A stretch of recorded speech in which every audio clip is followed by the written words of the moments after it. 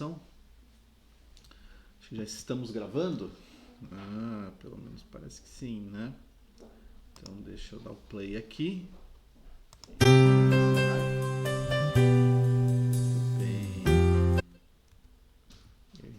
A gente faz aquela interrupção, né? Isso aí. Vou alternar para cá.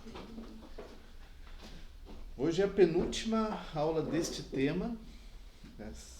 E aí tem mais esta, são 12 aulas, né? Então essa é a 11ª. Tá ali.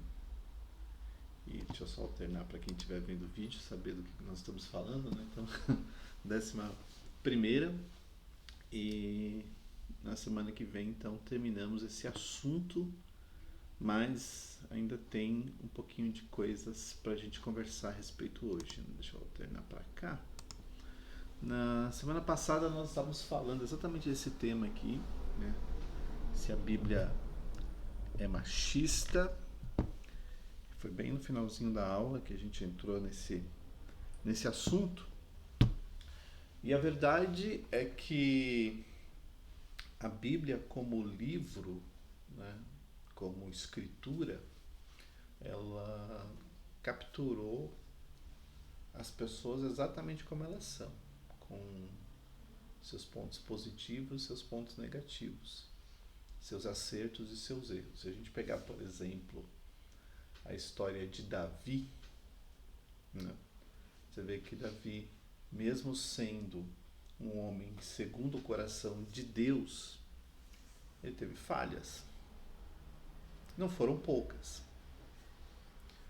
E talvez seria mais fácil ou mais conveniente se a Bíblia, ou né, se o escritor que estava anotando ali os fatos, se concentrasse apenas nas coisas boas. Seria mais conveniente, porque aí todo mundo ia ser lindo e perfeito. Mas na prática a gente vê que não é isso que acontece.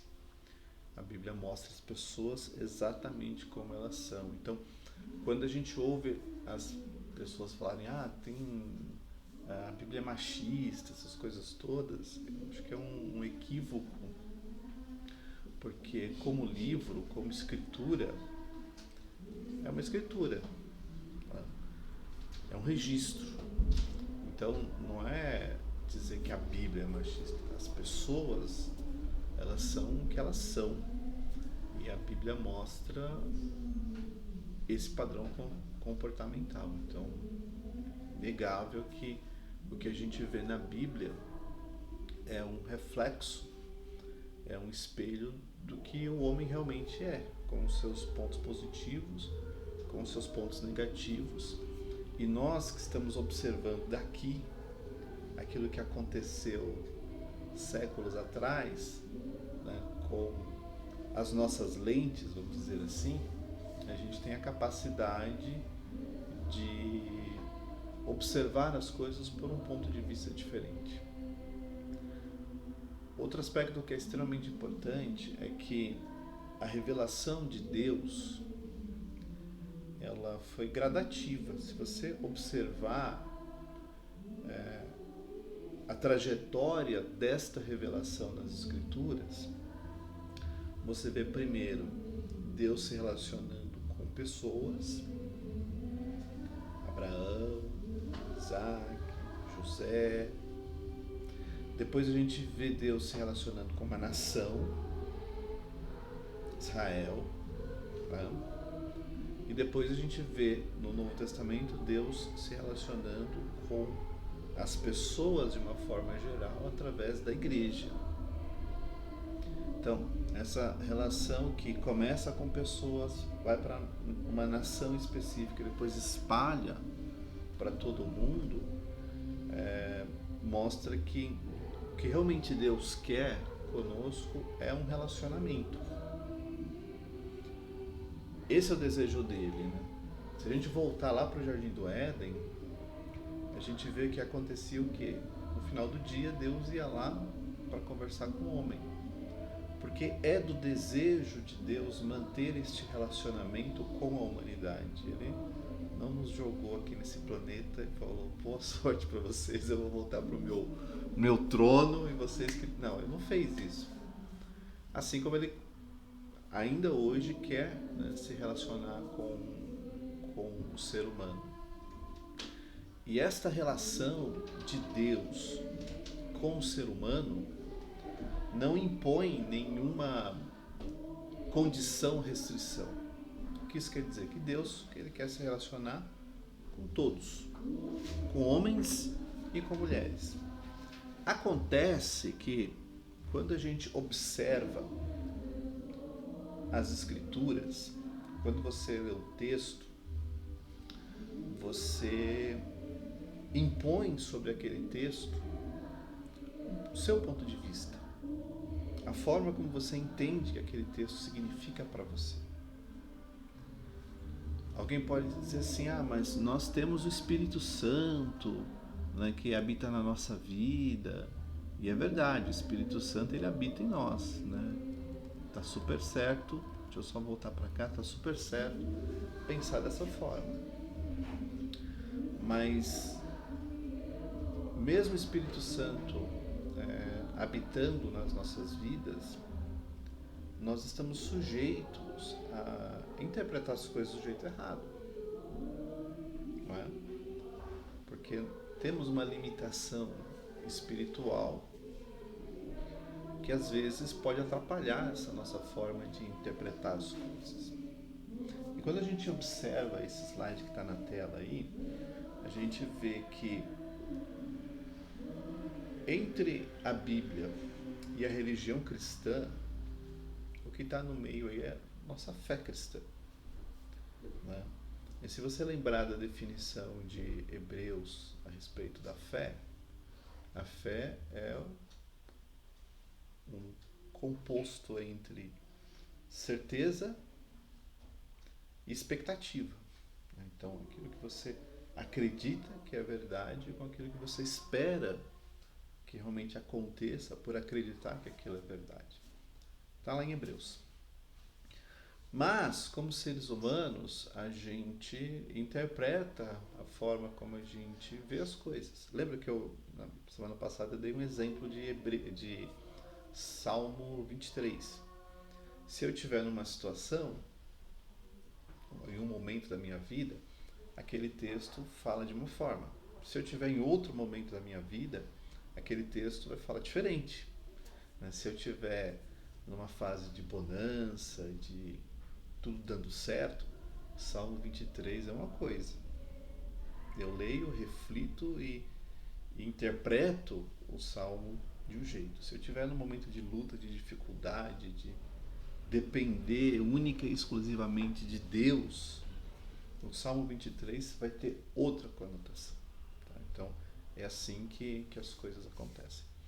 Mas no caso, né, da igreja, quando Jesus veio, que ele falou, olha, o objetivo dele não era simplesmente criar uma religião. Isso não era o objetivo de Jesus. Eu vim aqui criar uma religião. Mas ele veio estabelecer uma igreja cujas portas do inferno não prevaleceriam contra a igreja. E a igreja, ela é uma combinação entre o individual e o coletivo. Vou dar um exemplo. Você individualmente é a igreja. Mas quando estamos reunidos, nós somos a igreja. Então, é essa combinação entre individual e coletivo que forma a igreja. Só que, a partir do momento que a igreja ela ainda estava limitada aos judeus que passaram a acreditar em Jesus como Messias, todas as tradições, todo o costume, toda a forma como os judeus interpretavam o mundo tinha como base tudo o que estava no Antigo Testamento. Então, suas leis, suas tradições, né, seus sacrifícios. Então, tudo isso era como os cristãos que tinham essa origem judaica, era como eles interpretavam o mundo. Essa era a cosmovisão que eles tinham. Mas a partir do momento que pessoas não judeus, vamos dizer assim, começaram a crer em Cristo, começaram a se juntar à igreja, obviamente houve um conflito de percepções, de visões, porque enquanto os judeus eles tinham toda uma tradição baseada na lei, no Antigo Testamento, nos sacrifícios, nas ofertas, nos seus ritos, aqueles que estavam chegando na igreja, que não eram judeus ou que não tinham esse histórico, né? A realidade de mundo era diferente. E durante um tempo, a igreja conviveu com esses dois grupos, né, os judeus e os não judeus, e a única referência, né, a única escritura que eles tinham era o Antigo Testamento. E uma das formas que a igreja dos primeiros anos precisou adotar era uma forma de interpretar esse Antigo Testamento de uma maneira que aquele que não fosse judeu pudesse entender. E esse fato ele existe até hoje. Se você imaginar por que tinham tanto sacrifício de cordeiros, de bodes, de gado no geral, por que tinha tanto sacrifício entre os judeus? Pegar lá uma oferta, levar para o sacerdote, cortar o bicho, espalhar o sangue, queimar a carne, né? Para nós, né, não judeus, né, e para aqueles primeiros cristãos não judeus, era uma questão de entender, mas por que tinha necessidade de fazer isso? Né? Ou porque somente, né, a tribo de Levi podia tocar nas coisas sagradas? Isso talvez seja até mais fácil de explicar, porque, né, tem fatos que justificam isso. Mas os que estavam chegando e que não tinham esse pano de fundo, eles precisavam entender essas motivações. Então, o que a igreja fez naquela época? Precisou reinterpretar todo o Antigo Testamento de uma maneira que os não-judeus pudessem entender o sentido daquilo que estava na Escritura, que naquela época era apenas o Antigo Testamento. Só que a igreja crescendo, ela cresceu muito mais no contexto não judeu, ou seja, muito mais não judeus começaram a se converter e entrar, né, para o corpo da igreja. E na ocasião foi necessário, vou até colocar o slide todo aqui, na ocasião foi importante produzir novos textos que explicassem não mais o passado do Antigo Testamento, mas novos textos que explicassem esta fé que eles estavam vivendo naquela época.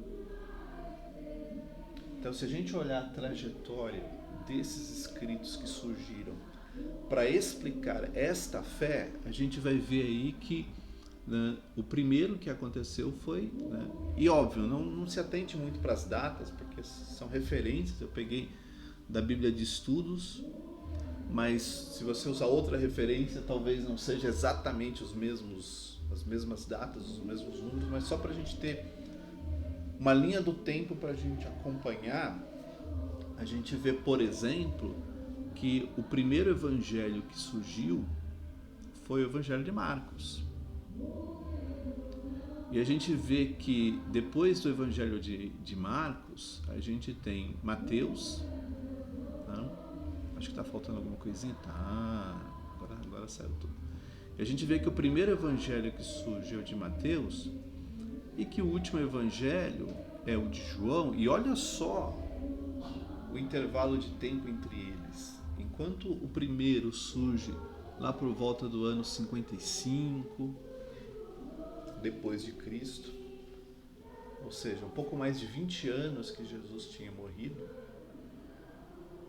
o último evangelho ele acaba sendo escrito no final do primeiro século.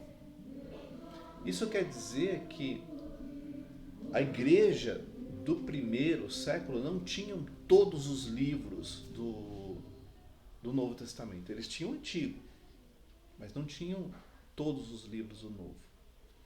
E algumas igrejas trocavam livros, trocavam suas cartas. Então, você tem uma cópia de qual? Tem uma cópia da carta de Paulo aos Romanos. Olha, eu tenho aqui a carta de Paulo aos Efésios. Então, me dá uma cópia da sua, que eu dou uma cópia da minha e a gente troca. Então, esta troca, ela permitia que um conhecimento, né, uma instrução a respeito da fé cristã, que talvez estivesse restrita a um grupo, pudesse circular para o outro, e assim foi a forma como a igreja acabou dividindo esse material que surgiu aí no primeiro século, né?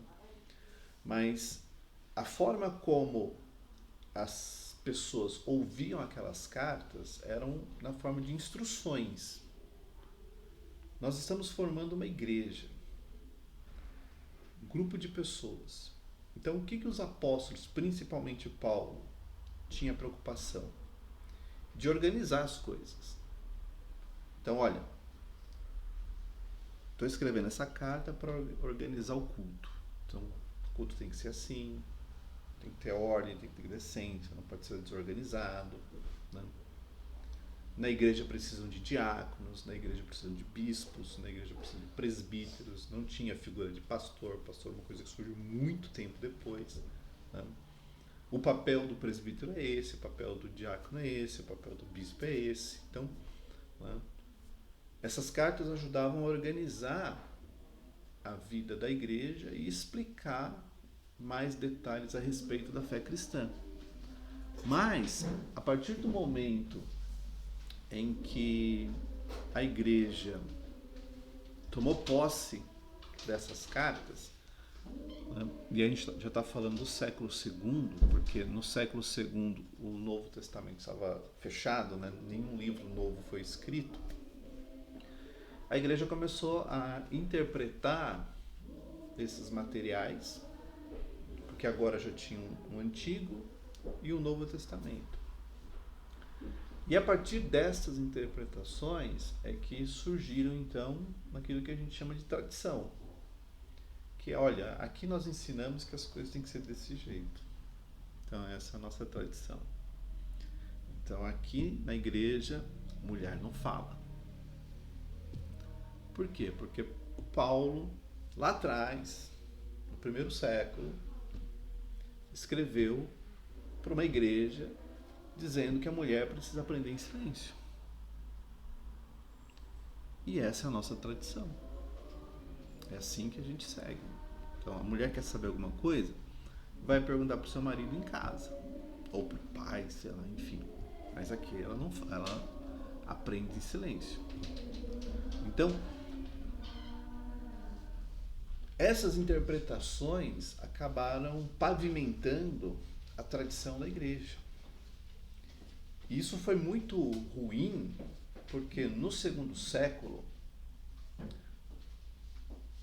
outros escritos começaram a surgir. Pessoas pegavam os textos antigos, os textos do Antigo Testamento e os textos do Novo Testamento e começaram a escrever seus comentários, começaram a escrever seus evangelhos, começaram a escrever suas obras. Esse é um período chamado na história da igreja de o período dos pais apostólicos, que são exatamente os sucessores diretos dos apóstolos, aqueles que ou ouviram ou tiveram de alguma forma contato muito próximo com os apóstolos.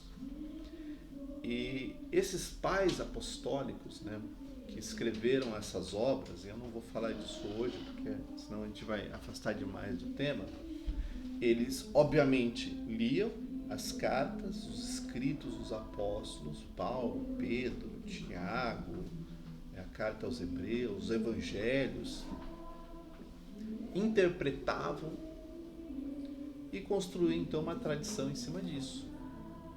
Então imagina uma igreja começando, século II, numa época onde tinha muita perseguição, muita, aonde pessoas estavam chegando, né, mas carregando um passivo cultural inerente aí ao Império Romano, ao pensamento grego, helenista e tudo mais. Então imagina essas pessoas chegando, né, a igreja tendo que, de certa forma, desconstruir hábitos, padrões comportamentais, mas ao mesmo tempo preservando a essência da fé, né? Então, esse segundo século ele foi extremamente crítico no sentido de que esta interpretação trouxe muitos vícios, entre aspas, para dentro da igreja. Um deles é esse, de que agora que eu achei uma carta, olha só, eu vou voltar esse slide aqui, ó. As cartas que nós estamos lendo, que nós paramos, as cartas de Coríntios, Efésios, 1 Timóteo, são as cartas onde tem aqueles textos que a gente destacou, da mulher aprendendo em silêncio, que ela não pode exercer autoridade. E ali você vê, né, a época em que essas cartas foram escritas, né? Então imagina uma pessoa, um líder da igreja, no século II, 102, 103 depois de Cristo, 120 depois de Cristo, pegando uma carta dessa, para ele escrita quase 100 anos atrás, mas que era a carta que, né, as igrejas conheciam, e aí ele olhando aquele texto e falando, olha, aqui na igreja a mulher tem que aprender em silêncio, não pode falar, porque o apóstolo Paulo, que foi um apóstolo de Cristo, quase 100 anos atrás, escreveu uma carta para uma das igrejas dizendo que tem que ser assim. Vocês estão entendendo, né, aonde que eu quero chegar, né? E por que alguém pensou assim? Por que ninguém pensou que de repente aquilo podia estar muito mais limitado a um contexto que quase 100 anos depois, estou falando de 60 e poucos antes de Cristo para 115, 120 depois de Cristo? Por que ninguém pensou que talvez aquilo não fizesse sentido 150 anos depois? Marquinhos. Por que ninguém pensou, né, Marquinhos?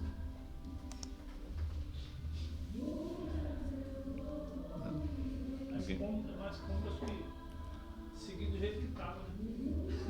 Aí você, ó, matou a segunda palavra aqui do nosso slide, né? Gente, e aqui a gente está trazendo esse ponto exatamente para explicar por que as coisas continuaram e não tiveram nenhuma mudança. Depois que os apóstolos morreram, que vieram os, né, entre aspas, os sucessores desses apóstolos, a igreja ela estava espalhada pelo mundo. Não tinham templos. As pessoas se reuniam em casas, se reuniam lugares escondidos, porque, de novo, tinha perseguição, tinha resistência, tinha um monte de fatores, né? Mas os líderes, né, principalmente os bispos da igreja, principalmente no segundo século, eles começaram a interpretar esses textos da seguinte forma: já não tinha mais apóstolo. Para eles, os apóstolos eram aqueles que foram levantados lá no começo. Não tinha mais apóstolo. E os bispos entenderam que acabou esta era apostólica, né? Não tinha mais. Mas os bispos eles eram os sucessores desses apóstolos. E eles entendiam da seguinte forma, que a igreja era igreja em qualquer lugar. Então, se aquela carta que foi escrita para os coríntios, que tratava a respeito dos problemas da igreja, ela serviria para aquela igreja, mas serviria para qualquer outra. E aí começou-se a estabelecer que a Igreja de Cristo não era simplesmente o grupo que está em Antioquia, com o grupo que está em Roma, com o grupo que está no norte da África. A Igreja de Cristo é uma igreja católica. Então eles começaram a difundir este pensamento. Nós somos uma igreja católica. O que significava para eles ser uma igreja católica? Nós somos uma igreja universal. Nós somos uma igreja só. Não tem a igreja do norte da África, não tem a igreja de Roma, não tem a igreja de Antioquia, não tem a igreja de Jerusalém. É a igreja. Nós estamos espalhados em todos os lugares, mas nós somos a igreja. Então aquilo que serve para uma tem que servir para todas. Né? Então foi com esse raciocínio que eles pegaram aquelas escrituras e falaram, bem, isso aqui tem que servir para todo mundo. Não pode servir só para os coríntios, que foram os destinatários originais da carta de Paulo, que dizia, mulher, não pode fazer nada. Né? Ou para a carta de Timóteo, que dizia, tem que aprender em silêncio, não pode exercer autoridade. Isso aqui tem que funcionar para todo mundo, porque nós somos igreja. Tem o bispo daqui, tem o bispo de lá, tem eu, tem você, mas tem que servir para todo mundo. Não pode servir só para um, porque nós somos uma igreja católica. Primeiro e segundo século, esse era o pensamento. Então, daí começou-se a estabelecer o seguinte, bem, se Paulo falou para essa igreja que tem que ser desse jeito, vai ter que ser para todas, porque é uma igreja só. Então, se lá ele disse que o papel da mulher tinha que se limitar ao silêncio, é assim que vai ser em qualquer lugar, não pode ser diferente. Então, esta interpretação criou-se então a tradição de tirar da mulher o protagonismo dentro da igreja. Olha que loucura, né? Eles pegaram um fato, interpretaram aquele fato, tiraram uma conclusão a respeito dele, criou-se então uma tradição de que tinha que ser assim, e a partir daquele momento se virou doutrina. O que é doutrina? Doutrina é um ensinamento. Então, olha só, eu interpreto, crio uma tradição e passo a ensinar essa tradição como verdade. Tem que ser assim. Então, mulheres não podem ter protagonismo na igreja. Por quê? Porque nós somos uma igreja só, católica, universal, global. Não tem igreja A e igreja B, é tudo igreja. Tudo, e Cristo é o cabeça. E os bispos, olha só, isso está nos documentos, né? E os bispos são os representantes de Cristo nessa igreja. Então o que os bispos estão falando é Cristo falando. E aí, aquele papel da mulher de ser imagem e semelhança de Deus ficou para baixo do tapete da tradição da igreja. Porque o homem agora tinha voz, tinha autoridade, tinha espaço, tinha protagonismo, e a mulher não podia fazer mais nada. Porque ela tinha que aprender em silêncio, porque ela tinha que estar submissa, sujeita, ela não podia ter voz na igreja. Tudo porque no segundo século, quando a igreja começou a juntar todos esses documentos, começou-se então essa linha de interpretação, essa tradição, essa doutrina.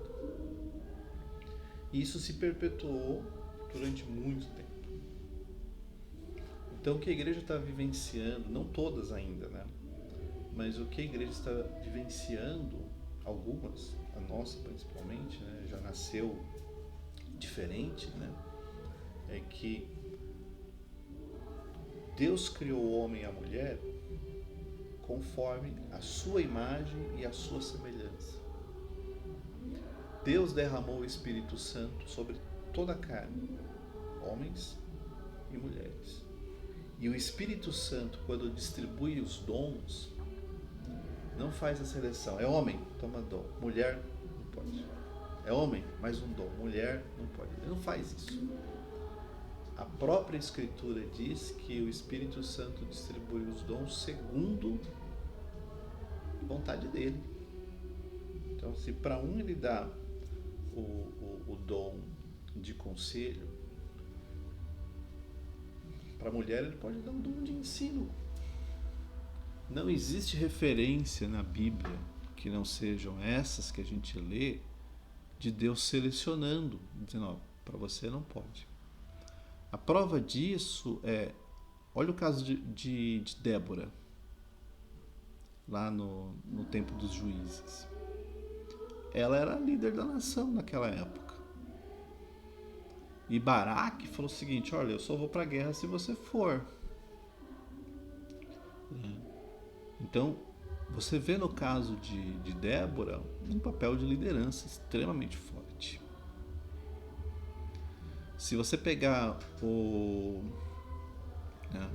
exemplo de Batseba, a mesma Batseba que traiu o marido com Davi. Quando Davi estava velho, que os outros, que o Adonias, que também era filho de Davi, estava armando para pegar a coroa para ele, né? Batseba já se movimentou e falou assim, não,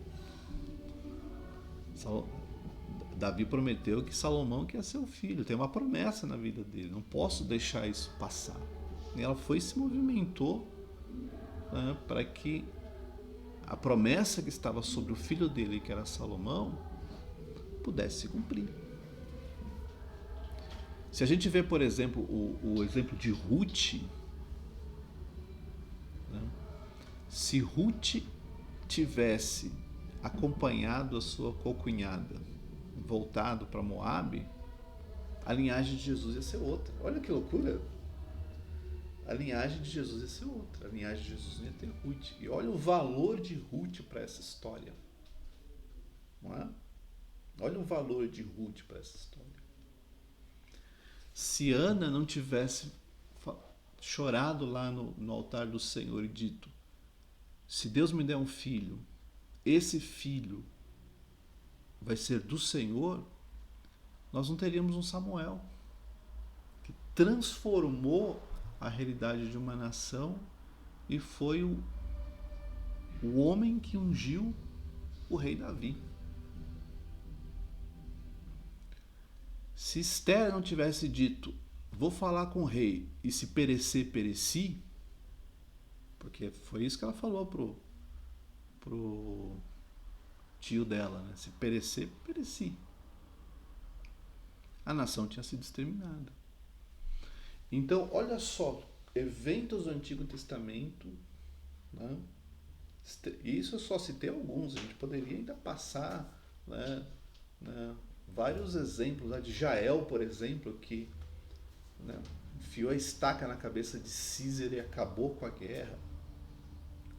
Ou da mulher que cortou a cabeça ela não cortou a cabeça, ela jogou uma pedra na cabeça de Abimeleque e ele falou assim, ele, com traumatismo craniano, falou, me mata porque eu não quero morrer na mão de uma mulher, né? Não quero que digam que foi uma mulher que me matou. Então, a Bíblia mostra exemplos extremamente importantes de mulheres que fizeram a diferença. Com autoridade, com sabedoria, ensinando, né? Mostrando realmente, né, onde que a vontade de Deus estava. Só que no segundo século, alguém disse, não, mas não serve. O que serve é que ela não pode mais falar. O que serve é que ela não pode mais ter espaço. Então, Débora, Ruth, Esther, né, essas aí não servem. Porque agora a gente está dizendo que ela não pode mais falar. Então, a igreja perdeu uma chance única de transformar a sociedade. Porque, né, são bilhões de cristãos na face da Terra. Né? Não somos meia dúzia, somos um monte. Mas a gente perpetuou exatamente a condição do pecado de colocar a mulher num patamar inferior, porque o pecado abriu a porta para o machismo e a igreja não desconstruiu isso. Eu entendi que nessa época era algo muito radical, que a mulher não poderia ter alguma atividade na igreja. Mas na Idade Média, a igreja não cria, acho que chamava abadias, que é o cargo das mulheres na igreja, como Idelgarda de Vigier, que comandava monastérios, então ela era professora, porque é na Idade Média que começa a educação, né? Então tinha os monastérios só femininos, onde as meninas estudavam, e tem, acho que o maior nome é a Idelgarda, que depois vira até Sandra e tudo mais, que ela tinha um papel importante na igreja. Então, ela acho que cuidou mais de 2 ou 3 monastérios. Ela era não era uma senhora feudal, mas ela tinha uma influência. Ela trocava cartas na hora de escolher o Papa.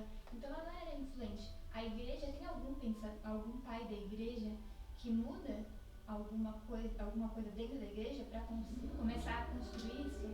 Porque já é diferente, né? Então a mulher, ela já começa a ter alguma coisa dentro da igreja. Tem algum ponto, algum fato a igreja vai mudando? O que aconteceu nesta ocasião foi que a igreja ela concedeu esse espaço, mas não trouxe para o mesmo patamar. Tratou como se fosse um subgrupo. Então não revestiu as mulheres, da mesma autoridade que os homens tinham. Então, no final das contas, a decisão subia para os cardeais, para os arcebispos. Por mais que elas até tinham uma certa autonomia, mas tinha sempre um policiamento ali em cima, que era inerente da estrutura que a Igreja Católica tinha construído. Mas seja uma mudança bem drástica. Não é? Eu acho que em termos de instituição, sim, mas em termos de vida dentro do lar, não. Porque a gente não vê eventos da igreja ensinando nas suas reuniões isso que nós estamos falando agora.